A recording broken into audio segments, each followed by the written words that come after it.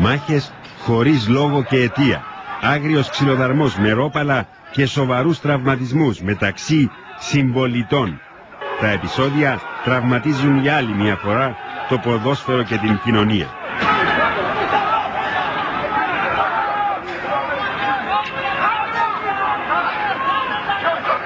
Οι εικόνες που παρακολουθείτε εκτυλίχθηκαν στις 5 το απόγευμα σε γήπεδα φούτσαλ κοντά στο Γασιπί. Σύμφωνα με πληροφορίες, ακαδημίες της Ομόνοιας μετήχαν σε τουρνουά μίνι ποδοσφαίρου στο συγκεκριμένο γήπεδο.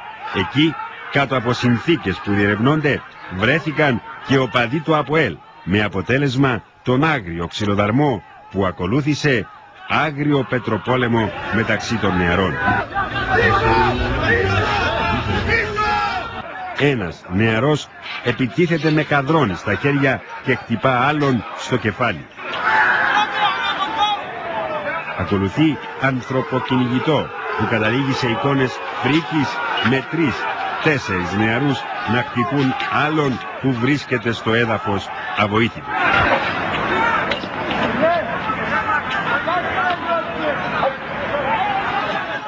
Σύμφωνα με πληροφορίες, ο νεαρός διακομίστηκε στο Γενικό Νοσοκομείο Λευκωσίας, όπου εισήχθη στην εντατική μονάδα και διασωληνώθηκε.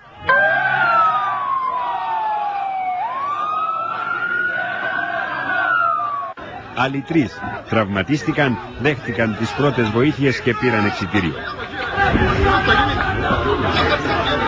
Ισχυρές δυνάμεις της αστυνομίας έσπευσαν στη σκηνή των επεισοδίων, όπου αρχικά επέβαλαν την τάξη και άρχισαν τη διερεύνηση για να διακριβωθούν οι συνθήκες κάτω από τις οποίες συνέβησαν τα νέα θλιβερά γεγονότα. Στην τηλεφωνική μας γραμμή έχουμε τον εκπρόσωπο τύπου της αστυνομίας Μιχάλη Κατσουνοτό και στην αίθουσα σύνταξης είναι ο Πέτρος Φανάρης. Καλησπέρα σας κύριοι. Πάμε πρώτα στον Πέτρο Φανάρη για να μας πει αν υπάρχουν νεότερα σε αυτά τα επεισόδια. Πέτρο. Έχω να προσθέσω, Ευγενία, ότι ανάμεσα στους τραυματίες είναι και ένας αστυνομικός, ο οποίος υπέστη τραύμα στο χέρι. Στους τραυματίες που είναι ελαφρά, δυστυχώς ένας οπαδός παραμένει στην εντατική μονάδα του νοσοκομείου Λευκωσίας διασωληνωμένος. Να επισημάνουμε ότι εκεί στα γήπεδα futsal, όπου διεξαγόταν αυτό το τουρνουά ποδοσφαίρου των ακαδημιών της ομάδας της Ομόνοιας, βρίσκονταν μικρά παιδιά, τα οποία πήγαν εκεί απλά για να παίξουν μπάλα και να ευχαριστηθούν οι γονείς τους, οι οποίοι εξαναγκάστηκαν να παρακολουθήσουν όλες αυτές τις φρικαλαιότητες που καταγράψαμε στα πλάνα μας, χωρίς, επαναλαμβάνω, κανένα λόγο και αιτία.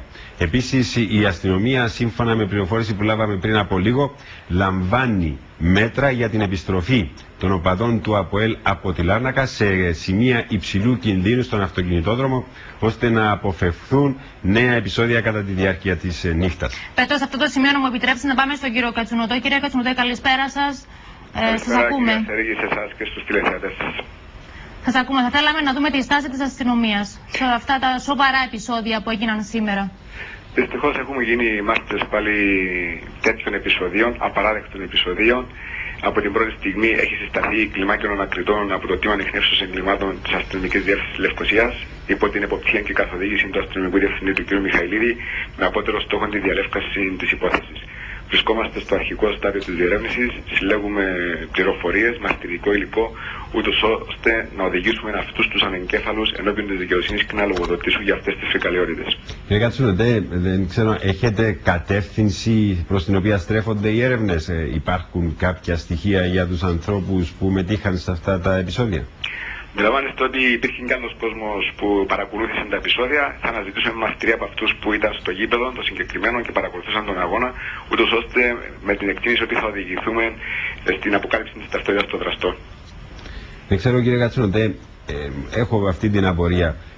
Η εξαγωγή αυτού του τουρνουά κοντά στον αυτοκινητόδρομο, από τον οποίο θα μετέβαιναν οι οπαδοί του ΑΠΟΕΛ στη Λάρνακα, είχε έρθει εις γνώση της αστυνομίας? Το γνώριζε ώστε ενδεχομένως να είχαν ληφθεί κάποια μέτρα? Ναι, κύριε Φανάρη, ήταν σε γνώση μας, λήφθησαν όλα τα αναγκαία μέτρα με την παρουσία αστυνομικών στον αυτοκινητόδρομο, όταν η αυτοκινητοπομπή με τα λεωφορεία των οργανωμένων